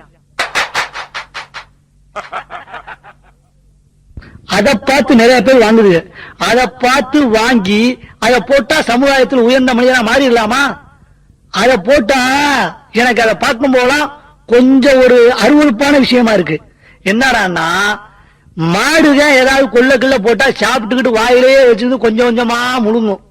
அதே மாதிரியா இந்த பான் பராக் மாணி சந்து விஷயமெல்லாம் அதை போட்டா கொஞ்சம் கொஞ்சமா உழைச்சி வச்சுக்கிட்டு கொஞ்சம் கொஞ்சமா முழுங்குது. அதுல என்ன வரும்னா, இப்படியே வச்சுன்னு வச்சுக்கோங்க, ஒண்ணும் இல்ல, இந்த கண்ணம் பூரா வந்து கேன்சர் வந்து பூரா பொத்து போகும். இது யாருக்கு தெரியும்? அப்பா அம்மாவுக்கும் தெரியும், எல்லா வாத்தியாருக்கும் தெரியும், அத்தனை பேத்துக்கும் தெரியும். யாராவது சொல்றோமா? சொல்ல மாட்டோம். ஏன்னா இது சொல்லுது ஒண்ணும் வேணா. இது என்ன சொல்லுங்கன்னா, தோளுக்கு மேல வந்து தோழனா அப்பாவுக்கு மையன். அது எப்படி சார்? அது எப்படி சாத்தியம்? அதுக்காக என் பான் பராக் போடுவான், எல்லா தப்பும் முடியும், பாத்துக்கிட்டே இருக்க முடியுமா? யாரு இதை கண்டிப்பா? யாரு கண்டிக்கணும்? இல்ல அவன் உணரணும். கல்வின்றது அத்தியாவசியம் சொல்லி தருது. அந்த பான் பராக போட்டா ஆண்மை குறையுதுன்ற எந்த அளவுக்கு உண்மைன்றது எனக்கு தெரியாது, குறையுதுன்னு சொல்றான். இதுல இன்னொரு விஷயம் இருக்குதா, ஒருத்தெல்லாம் வாயில வச்சுக்கிட்டு ஆபீஸ்ல போய் சார் என் ஃபைல் மூவ் ஆயிடுச்சான்னு கேட்கிறேன், அமைதியா இருக்காரு. என்னன்னா கேட்டா வாயில என்ன வச்சுக்கீங்க கேட்டா பக்கத்துல இருக்காரு பான் பராக்குன்றான். வாயில வச்சுக்கிட்டு ஒண்ணு பேச முடியல, பேசினா நம்ம மூஞ்சி பூரா மழையா பெய்யுது பான் பராக் தண்ணி. இப்படி ஒரு சமுதாயத்தை சீர்திருத்திக் கொண்டு இருக்கிற விளம்பரத்தை இன்னும் கொடுத்து கொண்டுதான் இருப்பார்கள், கொடுத்து கொண்டுதான் இருக்கிறார்கள். இதை பார்த்து நம்ம எல்லாம் மாறிட முடியுமா? இப்படி மாறினா என்ன ஆகும்? சமுதாய வீழ்ச்சி அடைந்துதான் போகும், சரியான பாதையில போகும், கெட்ட வழியில தான் போகும். எதை திருத்தணும், எதை திருத்தணும் என்கிற சிந்தனை வரணும். Necessity is the mother of invention. எது தேவை அதை நம்ம கண்டுபிடிக்கணும் சார், அதுக்கான வழியை பார்க்கணும். அந்த வழியை பார்த்துட்டு நாம் எப்படி சீர்திருத்த வேண்டும் இளைஞனை என்கிற சிந்தனை வர வேண்டும். இளைஞனின் பொறுப்பு அவனிடம் மாத்திரம் இல்லை. விவேகானந்தர் சொன்னார், 100 இளைஞர்களை கொடுங்கள், நான் இந்த தேசத்தையே மாற்றி காட்டுகிறேன் என்று. அது போன்ற ஒரு விவேகானந்தராக அப்பா மாறணும், பாசத்தை கொட்டுபவராக அம்மா மாறணும், அழகான அன்பை தருபவராக தந்தை மாறணும், கல்வியை சரியான முறையில் சொல்லித் தருவவராக ஆசிரியர் மாற வேண்டும், படித்து முடித்தால் வேலை உறுதி என்கிற சிந்தனையை இந்த அரசாங்கம் தர வேண்டும். இளைஞன் சரியான பாதையிலே செல்லுவான். இன்றைய பெண்கள் சரியாகத்தான் சென்று கொண்டிருக்கிறார்கள் என்று சிந்தித்தால் உண்மையிலேயே கண்ணிலே கண்ணீர் வருவதற்கு பதிலாக ரத்தம் வழிந்து கொண்டிருக்கிறது. அப்படி ஒரு நிலையே நாம் இருக்கிறோம். ஒன்றும் வேண்டாம், எல்லா துறையிலும் பெண்கள் வந்து விட்டார்கள். இருமாப்புடன் நாம் பேசிக் கொண்டு இருக்கிறோம். எல்லா துறையிலும் பெண்கள் சரிநிலை சமானம் என்று பேசிக் கொண்டிருக்கிறோம். ஒரு சின்ன விஷயம் தான், குழாயில பானை சண்டை போட்டது பாராளுமன்றத்தில் போய் சண்டை போடுது, அவ்வளவு வித்தியாசம். உலகமே இந்திய பாராளுமன்றத்தை பார்த்துக் கொண்டிருக்கிறது. பெண் உரிமைக்காக பெண்கள் எப்படி போராட வேண்டும், ஆம்பளை தூக்கி போட்டு சட்டை கிழிச்சு அடிக்கிறதா, இதான் பெண் முன்னேற்றமா? உண்மையிலே இதானா? என்னடா, ஒரு சின்ன பையன் 10 வயசு பையன் டீச்சர் கேள்வி கேட்டுச்சு, விமலா 10 குடம் தண்ணி அரைப்பா, கமலா 10 குடம் தண்ணி அரைப்பா, 2 பேரும் சேர்ந்தா எத்தனை குடம் தண்ணி அரைப்பான்னு கேட்டாங்க. ஆத்தியார் கேக்குது. கேட்டதுக்கு அவன் சொல்றான், 2 பேரும் சேர்ந்தா ஒரு குடம் தண்ணி அரைக்க மாட்டாங்க, எப்ப பார்த்தா 2 பேரும் பேசிக்கே தானே இருப்பாங்க, இவங்க தண்ணி அரைப்பாங்க என்றாரு. ஒரு 10 வயது குழந்தைக்கு தெரிகிறதே அந்த விஷயம். பெண்கள் எல்லாம் சம்பாதிக்க வேண்டும். இன்றைக்கு பொருளாதார நிலை அதுதான். பெண்களும் ஆண்களும் சம்பாதித்தால் தான் குடும்பத்தை சரியாக செயல்படுத்த வேண்டும், செயல்படுத்த முடியும் என்றே நாம் வைத்துக் கொள்வோம். அதற்காகத்தான் பெண்களை படிக்க வைக்கிறோம். இன்றைக்கு பொண்ணு பார்க்க வர்றவங்க கூட பொண்ணு என்ன படிச்சிருக்கு, எங்க வேலை பார்க்குது அப்படின்னு கேட்கிறோம். பெண் கண்டிப்பாக வேலை பார்க்க வேண்டும் என்கிற சிந்தனையெல்லாம் வந்து விட்டது. ஆனால் பெண்கள் உண்மையிலேயே சரியாகத்தான் செல்கிறார்களா, இல்லை என்றால் அவர்களுடைய உரிமை சரியாக பயன்படுத்துகிறார்களா என்று கேட்டால் இல்லை. உன்னை சொல்றேன், வெளியாட்டு சொல்லிடுறாங்க. ஒரு போலீஸ்கார அம்மா, பொம்பளை போலீஸ்கார அம்மா போலீஸ் ஸ்டேஷனுக்கு போறதுக்கு நைட் டியூட்டியில பாட்டிய துணை கூட்டி போகுது. இந்த அம்மா நைட் டியூட்டிக்கு பாட்டிய துணை கூட்டி போய் இந்த அம்மா அப்படியே கல்லணப்புறா புடிச்சு இந்தியாவுல ஒரு பெண் அதிகாரி விழிப்புணர்ச்சியா கொண்டு வரணும். ஆனால் உண்மையிலேயே சாதனை செய்த பெண் அதிகாரிகள் இருக்கிறார்கள். நான் அவர்களை பற்றி பேசவில்லை. எல்லா இடத்திலையும் பொம்பளைக்கு இடம் கொடுக்கணும் சார். சரியா பயன்படுத்தணுமா இல்லையா? எதை பயன்படுத்தணும்? வேலைக்கு போய் அம்மா 3 வயசு பிள்ளை இருக்கு வீட்டுல, யாரு கவனிப்பா? இந்த அம்மா போய் தான் சம்பாதிக்க வேண்டும் என்கிற ஒரு அசிங்கமான நிலை இந்தியாவில் வந்துவிட்ட பிறகு எப்பொழுதுமே இன்றைக்கு சொல்லுகிறேன் நண்பர்களே, இன்றைக்கு சொல்லுகிறேன் பெரியோர்களே, எனக்காய் பேசவில்லை, என் குடும்பத்திற்காக நான் பேசவில்லை. இன்றைக்கு உங்களுக்கு சொல்லுகிறேன், இன்றைக்கு குழந்தையை பாசமில்லாமல் வளர்த்தால் அது கண்டிப்பாக தீவிரவாதி ஆகுமா? ஆகும். ராக்கிங்கில் புடிபடுமா? புடிபடும். ஈவ் டிசிங் சாகுமா? சாகும். குழந்தைக்கு நாம் பாசம் செலுத்த வேண்டும். கவிஞன் அழகாக சொன்னான், புதுக்கவிஞன். அம்மா போய்விட்டா ஆபீஸ்க்கு, அப்பாவின் பின்னே ஸ்கூட்டரில் ஏறி, தாத்தா படுத்திருப்பார் சாய்வு நாற்காலியில், பாட்டி படுத்திருப்பாள், நான் உணவு உண்ணுவேன் உடம்பெல்லாம் சோறாய். நல்ல உணவெல்லாம் ஞாயிற்றுக்கிழமைகளில் மட்டும்தான். நானும் கல்வி கற்பேன், வேலைக்கு செல்வேன், ஆனால் வேலை இல்லாத வெறும் மனைவி எனக்கு வேண்டும் என்று ஒரு 5 வயது குழந்தை சொல்லுவதாய் இருக்கிறது கவிதை. இன்றைக்கு இந்தியாவிலே இருக்கக்கூடிய ஒவ்வொரு 5 வயது குழந்தையும் அதைத்தான் சொல்லுகிறது. ஒரு விசேஷம் என்னடா, அப்பா வெளியூர்ல வேலை வைப்பாரு, வாரத்துக்கு ஒரு நாள் வந்துட்டு போவார் வீட்டுக்கு. ஒரு பிள்ளை கேட்டுக்கு ஆச்சரியமா அம்மாவை பார்த்து, அம்மா அந்த சண்டே சண்டே வந்துட்டு போற அந்த அங்கிள் யாருன்னு. அப்பாவை யார் என்று தெரியவில்லை. அம்மாவை ஞாயிற்றுக்கிழமை மட்டும்தான் பார்க்க முடியும். பாட்டியோட மட்டும்தான் பேச்சு, வேலைக்காரியோட மட்டும்தான் பேச்சு. ஸ்கூலுக்கு போனா அங்க 1008 தொல்ல, 1008 நும்பலம். வீட்டுக்கு வருகிற குழந்தை எப்படி ஒரு நல்ல மனநிலையிலே வாழும்? இதற்கான பொறுப்பு இன்றைய பெண்களின் பொறுப்பு தான் சார். உலகமே ஆபாசம் நிறைந்த உலகமாய் மாறிவிட்டது. இன்றைக்கு உங்களுக்கு ஒன்றை சொல்லுகிறேன், மிகவும் கேவலமான விஷயம்தான். இதை நான் சொல்லுவதற்கு மிகவும் வருத்தமாக இருக்கிறது. இன்றைக்கு கல்வி கற்க போகிற பெண்களில் 80% பெண்கள் காதல் வயப்படுகிறார்கள், இல்லைன்னா லவ் பண்றாங்க சார். ஸ்கூலுக்கு பிள்ளைகளை அனுப்புறது காதலிக்கிறதுக்கா இல்ல. நான் ஸ்கூலுக்கு பள்ளிக்கூடத்துக்கு ஃபீஸ் கட்டி, இல்லைன்னா காலேஜுக்கு ஃபீஸ் கட்டி புத்தகம் வாங்கி கொடுத்து என் பிள்ளையை சீராட்டி தாளாட்டி பள்ளிக்கூடத்துக்கு அனுப்புறான். பஸ் ஸ்டாப்ல இருந்து லவ் பண்றதுக்கா இல்ல. இந்த பிள்ளை இன்னொரு பையனும் பீச்சுக்கு போறதுக்கா இல்ல. நான் வெறும் ஒரு குறுகிய வட்டத்திலே இருந்து பேசவில்லை. என்னால் நிம்மதியாக பீச்சில் உட்கார்ந்து தனியாக உட்கார முடியவில்லை, காதலர்கள் தொல்லை. ஒண்ணுமில்ல, ஸ்கூலுக்கு போகிற பஸ்ஸில் உண்மையிலேயே குழந்தை பள்ளிக்காகத்தான் செல்கிறதா என்றால் இல்லை. 30 நாள்ல 15 நாள் லவ்வரோட வெளியே போயிடுச்சுன்றான். பிள்ளை அப்படித்தான் சார் இருக்கு. நம்ம இந்தியாவுல பிறந்த பிள்ளை, அந்த பிள்ளைதான், அந்த பிள்ளைதான் சார் இப்படி காதலிக்குது. ஒண்ணும் இல்ல சார், 7வது படிக்கிற பையனோட 10வது படிச்ச ஓடி போய் கல்யாணம் பண்ணி போயிச்சான். இது எந்த ஒரு கூத்துல போய் சொல்லுவீங்க? எந்த நாட்டுல இப்படி நடக்குது? உண்மையை சொல்றேன் சார், உண்மையிலேயே சொல்லுகிறேன். 10 ரூபா டி ஷர்ட்டும் மினிஸ்கட்டும் எந்த நாட்டு கலாச்சாரம்? பெண்கள் ஆடையை வகையாக பிரித்து இருக்கிறார்கள். எந்த நாட்டு கலாச்சாரம் சார்? வேலைக்கு போற பெண்களே வச்சுக்கோங்களேன், 500 ரூபாய் சம்பாதிச்சா 300 ரூபாய் பியூட்டி பார்லருக்கு செலவழிக்குது சார். ஒரு நெகம் வெட்டுறதுல இருந்து, முடி வெட்டுறதுல இருந்து, ட்ரெஸ் பண்றதுல இருந்து எல்லாத்துலயும் இவ்வளவு கான்சென்ட்ரேஷன் இல்லை என்றால் கவனம் செலுத்தக்கூடியவர்கள் எப்படி பெண் உரிமையை பத்தி பேச முடியும்? ஒன்னும் இல்ல, ஒரு லேடிஸ் கிளப்ல ஒரு 60 வயசு அம்மா லிப்ஸ்டிக் போட்டுதான் வருது. இந்த அம்மா பெண் உரிமையை பத்தி பேசி பாரதிதாசன் அழகாய் சொன்னார், ஆசைக்கு வாசை மலை தேடுவதும் அஞ்சுவதும் நாணுவதும் ஆமை போல் வாழுவதும் இருந்தா பெண் உரிமை வராதுனா? இன்னைக்கு அப்படித்தானே? ஏங்க, நீங்க போட்டிருக்க தாவணியோ அல்லது சேலையோ இல்ல, அல்லது நீங்கள் சுடிதாரில் போட்டிருக்க துப்பட்டாவோ வெறும் துணி இல்ல, உங்கள் வீட்டின் மானம் என்பதை மட்டும் ஒரு கணம் சிந்தித்தால் போதும். இன்றைய பெண்கள் எல்லாம் அது என்னாச்சா, மொத்தமே அந்த ஜாக்கெட்டுக்கு வாங்குறது 60 மீட்டர், 60 மீட்டரா, 60 சென்டிமீட்டர். அந்த சென்டிமீட்டர்ல ஜன்னல், ஆர்டின், என்னென்னமோ என்னென்னமோ ஜாக்கெட் வச்சு தச்சா இன்றைக்கு இருக்கிற 80 வயசு கிழவையில இருந்து 8 வயசு பையன் வரையும் ஜன்னலை பார்ப்பானா இல்லையா? பார்க்கத்தான் செய்வான்.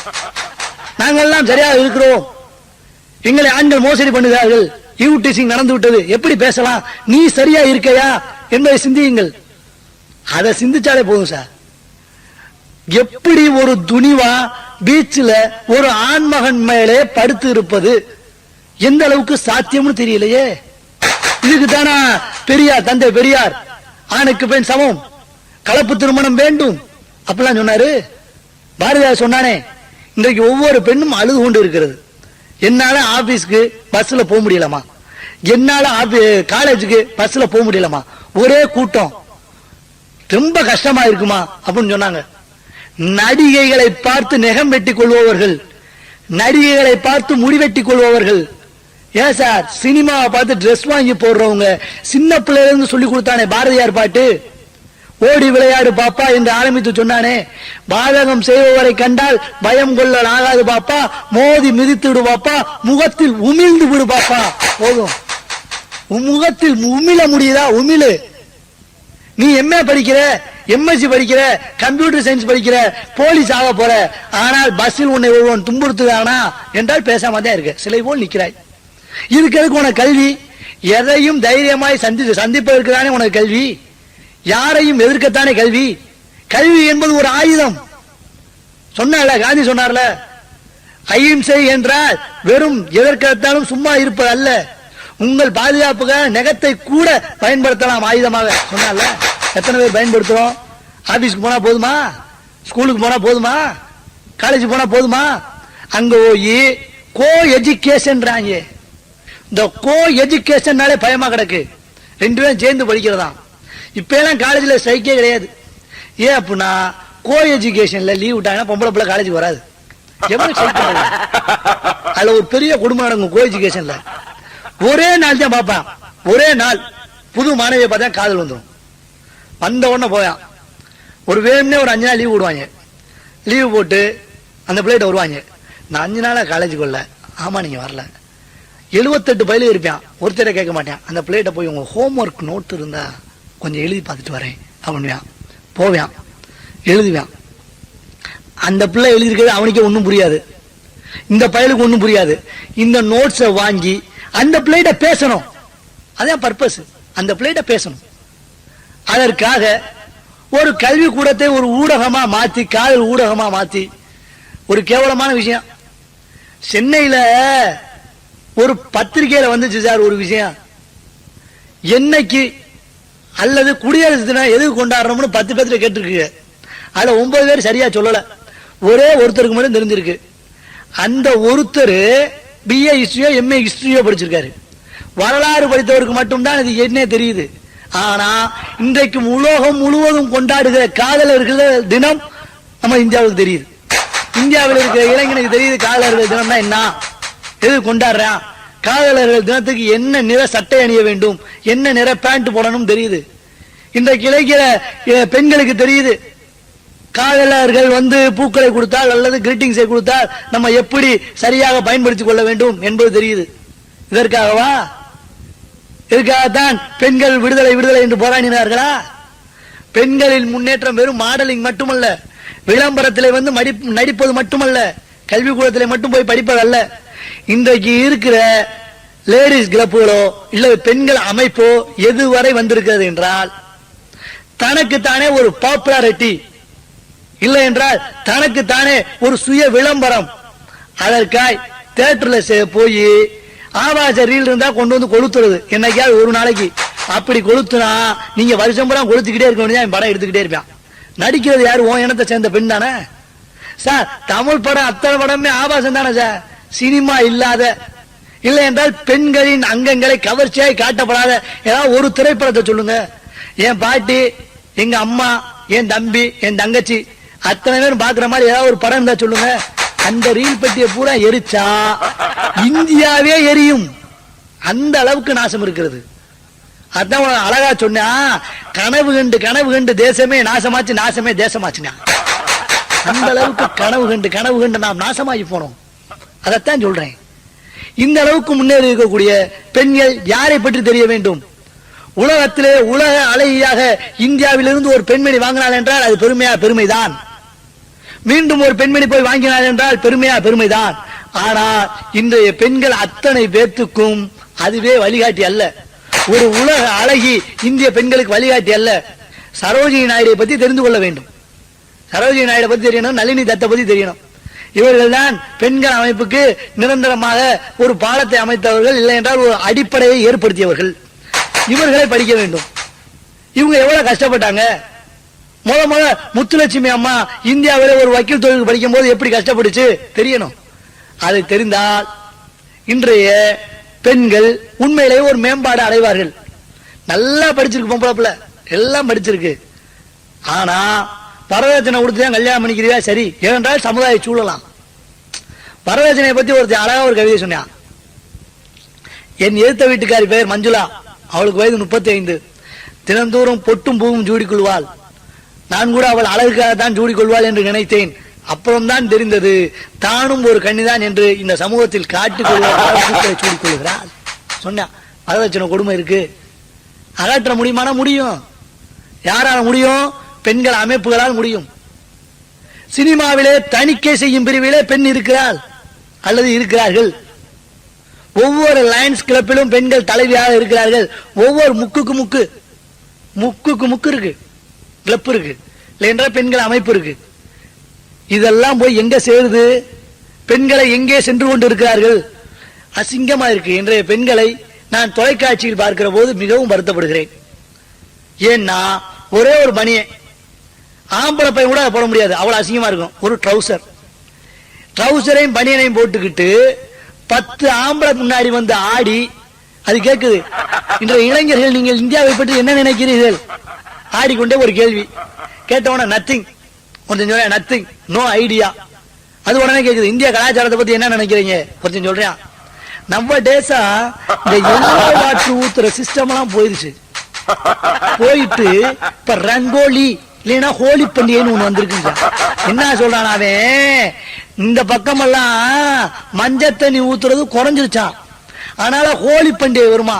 ஹோலி பண்டிகைனா என்னவாமா, அப்படியே கலர் பொடியை எடுத்துட்டு போய் எந்த பொண்ணு வேலைனாலும் மூஞ்சில அப்பலாம். அதுதானே ஈவ் டிசிங், நாங்க அதுதானே பண்ணக்கூடாது, நாங்க அதை பண்ணலாமா. அது வந்துருச்சான். என்றைக்காவது ஒரு நாள் இந்த அந்நிய தொலைக்காட்சி என் கிராமத்திலே ஆடு மேய்த்து கொண்டிருக்கிறாளே அந்த சிறுமியை, இல்லை என்றால் அந்த பெண்ணை காட்டி உண்மையே நீ எப்படி இருக்கேன்னு கேட்டா ரொம்ப சந்தோஷமா இருக்கும். தயவு செய்து தனியார் தொலைக்காட்சிகளில் வரக்கூடிய பெண்கள் எங்கள் கிராமத்து பெண்களையும் காட்டுங்கள். ஒரே ஒரு தாவணி தான் இருக்கும், ஒரே ஒரு தாவணி தான் அந்த பிள்ளைகிட்ட இருக்கும், அதை மட்டும் தான் உடுத்திக் கொள்ளுவாள். அற்புதமா ஒருத்தன் கவிதை எழுதியிருந்தான், கந்தையா இருந்தாலும் கசை கட்டுகின்றீர்கள், காயும் வரை எதை கட்டுவது. அற்புதமான கேட்டான். அப்படியெல்லாம் கேள்வி கேட்டுக் கொண்டிருக்கிறார்கள். ஆனா இன்றைய டிவிகளிலும் இன்றைய சினிமாக்களிலும் இன்றைக்கு நாம் எந்த துறை எடுத்துக்கொண்டாலும் பெண்கள் எல்லாம் உண்மையிலேயே நாங்கள் இதைத்தான் செய்வோம் என்று ஒரு முடிவு இல்லாமல், ஒரு எல்லை இல்லாமல் எவ்வளவு வேண்டுமானாலும் செல்லலாம். ஆடை குறைப்பு தாராளம் என்றால் தாராளம் தான், இது எங்களின் உரிமை என்று போராடினால் என்ன ஆகும் தெரியுமா?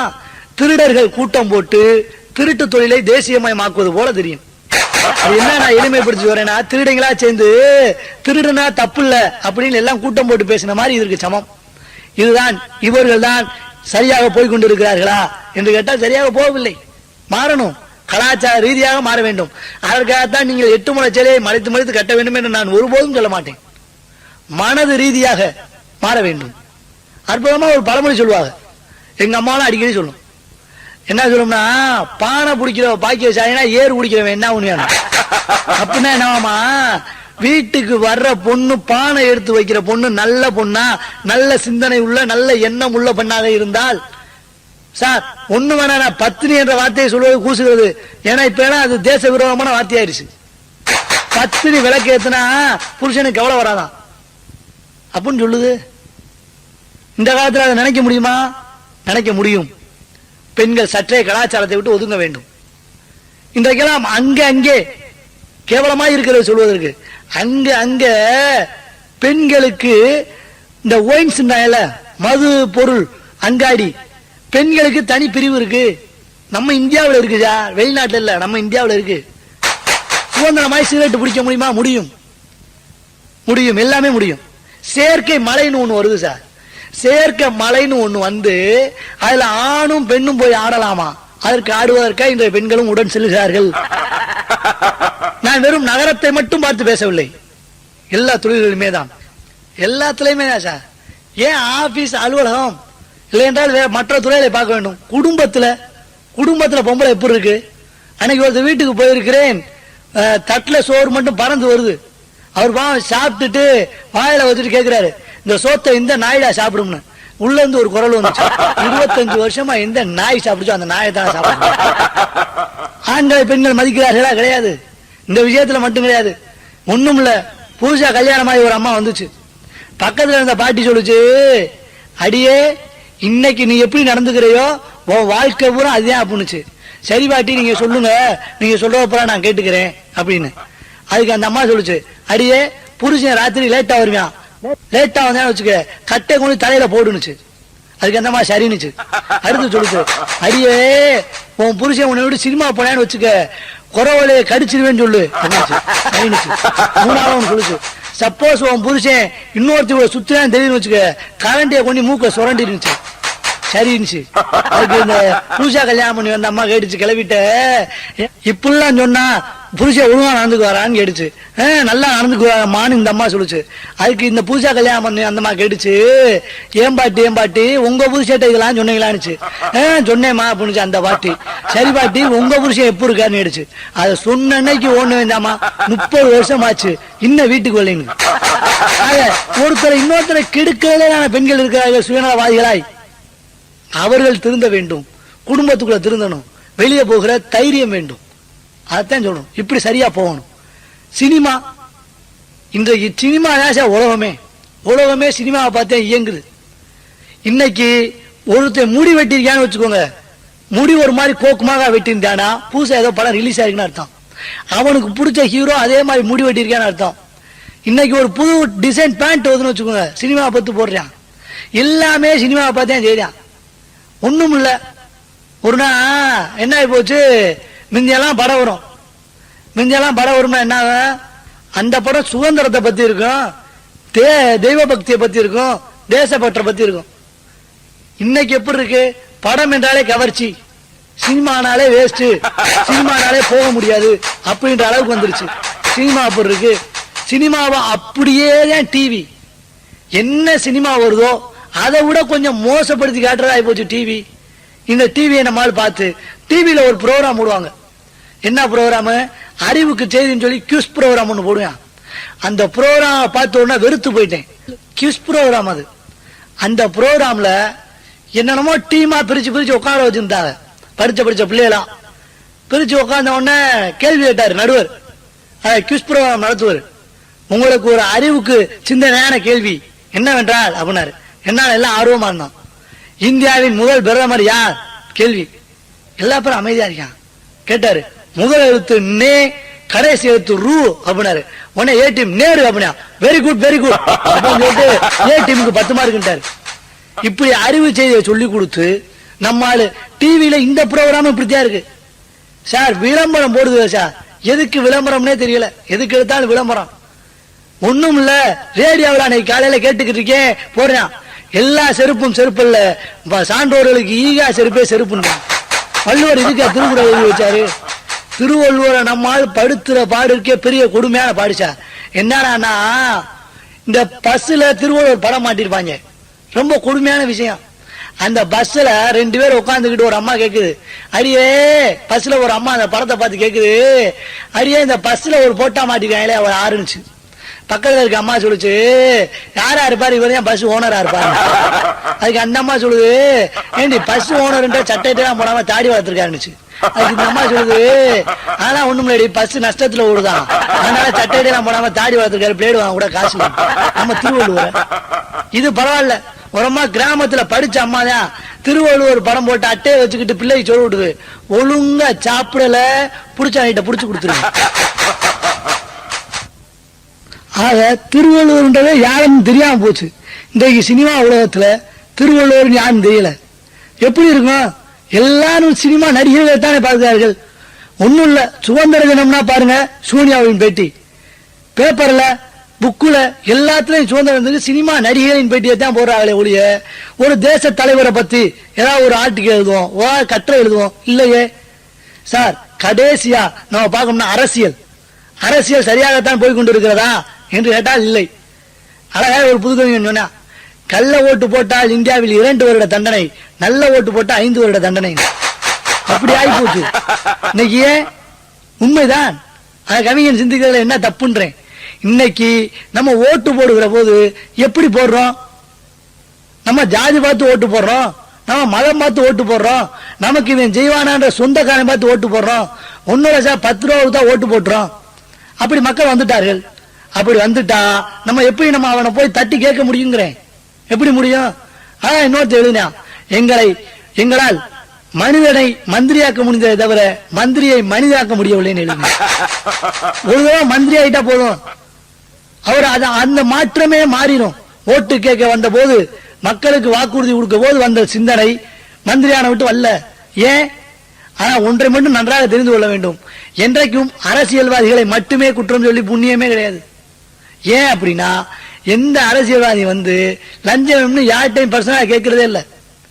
SSLC படிச்சிருப்பா என் மையன், அவனுக்கு கண்ட்ராக்டர் வேலை வேணும்னு காசு கொடுக்கறது நீதானே? ஒண்ணும் இல்ல அப்பா, அவன் இங்கிலீஷ்ல ஃபெயில் ஸ்கூல்ல. அப்பா எப்படியாவது பையன் கேட்பான், அப்பா எப்படியா நான் 9th பாஸ் பண்ணிடணும். வாத்தியார போய் பார்த்து 5000 ரூபாய் கொடுத்து பாஸ் பண்ண சொல்றது நீதானே? லஞ்சத்தை உருவாக்குவர்கள் மக்களா இருக்கிற போது வெறும் குறை மட்டும் அரசியல்வாதியை சொல்லி என்ன பிரயோஜனங்கிறேன்? ஒன்றை முடிவாய் சொல்ல வேண்டும் நண்பர்களே. என்ன சொல்ல வேண்டும்? இந்த தேசத்திலே யாருக்கும் வரலாறு தெரியாமல் போய்விட்டது. ஏனென்றால் எப்படிப்பட்ட சுதந்திரம், இந்த சுதந்திரத்தை எப்படி பாதுகாக்க வேண்டும் என்பதெல்லாம் தெரியாமல் போயிற்று. நான் சொல்லுகிறேன், ஒருவேளை நான் மட்டும் கல்வி அமைச்சராக இருந்தால் SSLC முதல் MBBS வரையும் இந்திய வரலாறில் சுதந்திர போராட்டம் என்கிற பகுதியை மட்டுமாவது கல்வி திட்டத்திலே சேர்ப்பேன். ஏன்னா வரலாறு, சுதந்திர போராட்ட வரலாறு எப்படி இருந்துச்சுன்னு தெரியணும். அது ரொம்ப முக்கியம்ல. அதுவே தெரியாமல் இந்திய மக்கள் அனைவரும் இந்த தேசத்திலே வாழ்ந்து என்ன பிரயோஜனம்? ஒரே ஒரு செய்தியை மட்டும் சொல்லி முடித்துக் கொள்கிறேன். சுபாஷ் சந்திர போஸ் இந்த நாட்டுக்காய் ஒரு பெரிய ராணுவத்தை அமைக்கிறார். அந்த ராணுவத்தை அமைத்து போர் வீரர்கள் எல்லாம் நிற்கிறார்கள், போர் வீரர்கள் எல்லாம் நிற்கிறார்கள். அப்பொழுது சுபாஷ் சந்திர போஸ் பேசுகிறார். அந்த ராணுவ வீரர்களை பார்த்து என்ன பேசினார்? நீ இந்த ராணுவத்தில் சேர்ந்ததற்கு சம்பளம் என்ன தெரியுமா? எந்த நேரத்திலும் மரணம். அதான் வார்த்தை. சுபாஷ் சந்திர போஸ் இப்படி பேசியிருக்காரு. இது மட்டுமா? காந்தி போராடி இருக்காரு. தண்டி யாத்திரையை காந்தி போகிறார். போகிற வழியிலேயே காந்தி அரெஸ்ட் செய்யப்படுகிறார். அப்போது சிந்திக்கிறார்கள். சிந்தித்து யாரை இந்த உப்பு சத்தியாகிரகத்திற்கு நாம் வழி நடத்துவது என்று சிந்திக்கிறார். அப்பொழுது இந்தியாவில் வழங்கப்பட்ட கவி குயில் என்று சொல்லப்பட்ட சரோஜினி நாயுடு தலைமை இருக்கிறார். சரோஜினி நாயுடு எடுத்து கொண்டு போறாரு. கொண்டு போகையில சரோஜினி நாயுடு போகும்போது அத்தனை பேரும் பின்னாடியே செல்கிறார்கள். பேப்பர்ல எல்லாம் எழுதுறான், எத்தனையோ போராட்டங்கள் வந்து விட்டன, ஆனால் எந்த போராட்டத்திற்கும் பெண்கள் வந்ததில்லை. இந்த உப்பு சத்தியாகிரகத்துக்கு இந்தியாவில் உள்ள அத்தனை பெண்களும் வந்தார்கள் என்று எழுதிட்டு அடுத்து எழுதுறான். போராட்டத்துக்கு கொண்டு போகையில தண்டியில போய் அந்த அம்மா நிக்குது. அத்தனை பேரும் கூறி விட்டார்கள். அந்த கூட்டத்திலே அந்த அம்மா வழிபட வேண்டும். அத்தனை பேரிடமும் கடைசியா இறை வழிபாட்டுக்கு முன்பு பேசுகிறது அந்த அம்மா. என்ன பேசுச்சு? தண்டி யாத்திரைக்கு வந்திருக்கக்கூடிய நண்பர்களே, நீங்கள் எல்லாம் எப்படி இருக்க வேண்டும் என்று சொல்லுகிற போது கண்ணீர் மெல்க பேசுகிறது அந்த அம்மா. என்ன பேச்சு? நாம் அகிம்சையில் வழியிலே நடக்கிறோம். ஆங்கிலேயர்கள் உங்களை அழித்து துன்புறுத்துவார்கள். அவர்கள் கையிலே வைத்திருக்கக்கூடியது பெரிய பெரிய தடிகளை வைத்திருக்கிறார்கள். ஈய கொப்பளங்கள் மாறி இருக்கிறது. அதை பார்த்தாலே அதை கொண்டு மண்டையில அடிப்பார்கள், துன்புறுத்துவார்கள். உங்களுடைய கை எப்பொழுதும் அதை தடுக்க கூட செல்லக்கூடாது என்று சரோஜினி நாயுடு அம்மா பேசுது. அமெரிக்க எழுத்தாளர் மில்லர் எழுதுகிறார், இந்த காட்சியை பார்த்து ரணகலமாய் ஏற்பட்ட இந்த இந்திய மக்களை பார்த்து எனது கண்களில் குருதி விடுந்தது என்று எழுதிவிட்டு மில்லர் கூறுகிறார், இந்த செய்தியை வெளியிடுவதற்கு பல தடைகளை மீறி நான் இதை வெளியிடுகிறேன், இது என்னுடைய துணிவு என்று கூறுகிறார். இப்படி இந்திய வரலாறிலே பல உருக்கக்கூடிய செய்திகள் உண்டு. ஆனால் இதையெல்லாம் மறந்து இந்தியர்கள் இன்னும் அந்நிய நாட்டு மோகம் இருக்கிறது என்றால் மிகவும் வருந்தத்தக்க விஷயம்தான். இந்திய வரலாறு தெரிய வேண்டிய அவசியத்தை ஒவ்வொரு அரசியல் கட்சிகளும் இந்திய மக்களுக்கு தெரிவிக்க வேண்டும். இதை நான் வன்மையாக வலியுறுத்த வேண்டிய கட்டாயத்திலே இருக்கிறோம். ஏனென்றால் இந்திய சுதந்திர போராட்டத்தை பற்றியும், இந்தியாவின் மகிமையை பற்றியும், இந்திய கலையை பற்றியும், இந்திய கலாச்சாரத்தை பற்றியும் ஒவ்வொரு இந்தியனும் தெரிந்து கொள்ள வேண்டிய அவசியம் நமக்கு கடமையாக இருக்கிறது. இல்லையெனில் இந்திய கலாச்சாரத்தின் வழிவகைகளை, இந்திய நாகரிகத்தை இன்றைய ஆசிரியர்கள் இந்திய மாணவர்களுக்கு கண்டிப்பாக சொல்லித்தர வேண்டும். அப்படியானால்தான் இந்தியாவிலே வாழக்கூடிய ஒவ்வொரு இளைஞனுக்கும், ஒவ்வொரு குழந்தைக்கும், ஒவ்வொரு பெரியவர்களுக்கும் தேசப்பற்று கண்டிப்பாய் வரும். நண்பர்களே, ஒன்றை நான் உறுதியாய் சொல்லுகிறேன், எப்பொழுதுமே தேசத்திலே சுயநலத்திலே பொதுநலம் இருக்கலாம், ஆனால் பொது நலத்திலே சுயநலம் இருக்குமானால் இந்தியாவிலே மீண்டும் மீண்டும் பின்னடைவுதான் இருக்கும். உயிருக்கு ஒரு நான் எடுத்துக்காட்டை சொல்லுகிறேன் நண்பர்களே. அலெக்சாண்டர் உலகமே அறிந்திருப்பார். இந்திய வரலாற்றிலே மட்டுமல்லாமல் உலக வரலாற்றிலே அலெக்சாண்டரை பற்றிய வார்த்தைகள் இல்லாமல் இருக்கவே இருக்காது. அலெக்சாண்டரின் கால் வராத எந்த மண்ணுமே கிடையாது. அவர் கூறுகிறார், இது என்னுடைய வாக்குமூலம் அல்ல, அலெக்சாண்டரின் வாக்குமூலம். என்னவென்றால், என்னை சவப்பெட்டியில் வைக்கிற போது 2 கைகளையும் இந்த தேசத்திலே அனைவரும் பார்க்கிற வண்ணம் வெளியே வையுங்கள் என்று சொன்னார். அதற்கு பக்கத்தில் இருப்பவர்களாம், ஏன் அவ்வாறு சொல்லுகிறீர்கள் என்று கேட்டார்கள். அப்போது அலெக்சாண்டர் சொல்லுகிறார், நான் இந்த பூமியிலே உலகம் முழுவதும் வெல்ல வேண்டும் என்று ஆசைப்பட்டே, ஆனால் அலெக்சாண்டர் செல்லுகிற போது அவருடைய கைகளிலே வெறும் கரங்கள் தான் இருந்தது, வெறும் கையோடு தான் போனார். எனவே பூமியில் வரக்கூடிய எவரும் எதையும் கொண்டு செல்வதில்லை என்பதை இந்த அகிலமே தெரிந்து கொள்ள வேண்டும் என்று அறுதியிட்டு சொன்னார் அந்த அலெக்சாண்டர். இந்த அலெக்சாண்டரின் வாக்கியங்களை ஒவ்வொருவரும் கற்றுக்கொண்டமே ஆனால் தேசப்பற்று வளரும், மனித நேயம் வளரும், அன்பு செலுத்தக்கூடிய தன்மை வளரும். நண்பர்களே, அதைத்தான் நான் உங்களுக்கு அற்புதமாய் சொல்லுகிறேன். இந்தியாவிலே ஒரே ஒரு குறைதான் இருக்கிறது. அதாவது என்ன சொல்கிறார் என்றால், கலாச்சார மேற்பாடு என்று சொல்லாமல் கலாச்சார வீழ்ச்சி என்று சொல்கிறார்கள். கலாச்சார வீழ்ச்சி என்னவென்றால் இந்திய வளர்ச்சியை தடை செய்யும், கண்டிப்பாய் தடை செய்யும். ஏனென்றால் பல வளர்ச்சிகள் வரலாம், ஆனால் ஒரே ஒரு கலாச்சார வீழ்ச்சி கூட வரக்கூடாது. அப்படி வருமே ஆனால் நம்முடைய முன்னேற்றம் அத்தனையும் பின்னடைவுதான் செல்லும், முன்னேற்ற பாதையில் செல்லாது. ஏனென்றால் கலாச்சாரம் தான் இந்தியாவின் பெருமை. இந்த பூமி பல்லவர்கள் வாழ்ந்த பூமி, சோழன் வாழ்ந்த பூமி, பாண்டியன் வாழ்ந்த பூமி. இவர்கள் எல்லாம் 2 கலைகளை வளர்த்தார்கள். ஒன்று உயிர்களை, இன்னொன்று உயர்கலை. உயிர்கலை என்னவென்றால் இந்த மனதை வளர்க்கக்கூடிய ஆன்மீக கலை. அவர்களின் காலம் முடிந்தது. அடுத்து உயர்வு கலை என்ன சொல்லப்பட்டது என்றால், மனிதனின் வளர்ச்சியை பற்றி, இந்த சுதந்திர தாகத்தை பற்றி, வளர்ச்சியை பற்றி, விஞ்ஞான முன்னேற்றத்தை பற்றி, தேச வளர்ச்சியை பற்றி சொல்லப்பட்டதுதான் அந்த கலை. பாரதி அற்புதமாய் சொல்லுவான், கலைப்பெருக்கும் கவிப்பெருக்கும் மேவுவாயின் இப்பள்ளத்தில் வீழ்ந்திருக்கும் குருடரெல்லாம் வெளிப்பட்டு பதவி வருவார் என்று அற்புதமாய் சொல்லுவான் பாரதி. அதை போல கலைப்பெருக்கு உயிர்கலையாகவும் உயர்கலையாகவும் போக வேண்டும். அரசியல் கலாச்சாரம் மோசமாய்த்தான் இருக்கும், சினிமா மோசமாய்த்தான் இருக்கும், தொலைக்காட்சி மோசமாய்த்தான் இருக்கும். ஆனால் இந்த தேசத்தில் வாழக்கூடிய பெரியவர்களும் பேச்சாளர்களும் சிறந்த கலைஞர்களும் இந்தியாவில் வாழக்கூடிய ஒவ்வொரு குடிமக்களுக்கும் நல்லதை சொல்லித் தாருங்கள், நல்லது நடக்கும். ஒவ்வொரு குழந்தையும் சினிமா பாட்டை மனப்பாடம் செய்வதை விட்டுவிட்டு தேசபக்தி பாடல்களை படியுங்கள், பாரதியின் பாடல்களை படியுங்கள், பாரதிதாசனை படியுங்கள், பெரியாரை படியுங்கள், ஏன் கவிக்குயில் எழுதிய புத்தகங்களை எல்லாம் படியுங்கள், நேருவின் புத்தகத்தை படியுங்கள், காந்தியை பற்றி படியுங்கள், தயவுசெய்து ரவீந்திரநாத் தாகூரை படியுங்கள். உங்களுக்கு நல்லது நடக்கும், இந்தியாவில் முன்னேற்றம் நடக்கும். இந்த பூமி சாதாரண பூமி இல்லை நண்பர்களே. இந்த பூமி தான் உலகத்திற்கு ஒரு புத்தனை தந்தது, உலகத்திற்கு ஒரு விவேகானந்தரை தந்தது, ஒரு மனிதருள் மாணிக்கமாய் திகழ்ந்த நேருவை தந்தது. ஏன் நண்பர்களே, அகிம்சை என்ற ஆயுதத்தை பயன்படுத்தி இந்த உலகத்தையே புரட்டி போட்ட ஒரு மகாத்மாவை தந்தது. அதனால்தான் இந்திய அரசியல் அமைப்பிலே ஒரு வாக்கியம் இருக்கும் நண்பர்களே, உங்களுக்கு நினைவுபடுத்த வேண்டும். இந்தியா ஒரு நாடுதான், இந்தியா ஒரு நாடுதான் நண்பர்களே. வேற்றுமையில் ஒற்றுமை என்ற வாசகத்தை அறிவித்த நாடு. வேற்றுமையில் ஒற்றுமை என்பது அனைவருக்கும் தெரியும். பல இனத்தை, பல மொழியை, பல மதத்தை சேர்ந்தவர்கள் ஒன்றாக வாழக்கூடிய நாடு. அனைவரும் இந்த சகோதரத்தன்மையோடு வாழக்கூடிய நாடு. அனைவரும் மனித நேயத்தை பரிமாறிக்கொள்ள வேண்டிய அவசியத்தில் இருக்க வேண்டிய நாடு. இதைத்தான் நான் சொல்லுகிறேன் நண்பர்களே. இன்றைக்கு வேண்டுமானால் என்னுடைய பேச்சும் என்னுடைய மூச்சும் பலருக்கு இது ஒரு வேடிக்கையா இருக்கலாம். ஒரு நாளைக்கு இந்த பேச்சுக்கும் என் சிந்தனைக்கும் ஒரு கூட்டம் பின்னால் வரும் என்று கூறி வாய்ப்புக்கு நன்றி கூறி விடைபெறுகிறேன். நன்றி, வணக்கம், ஜெய்ஹிந்த்.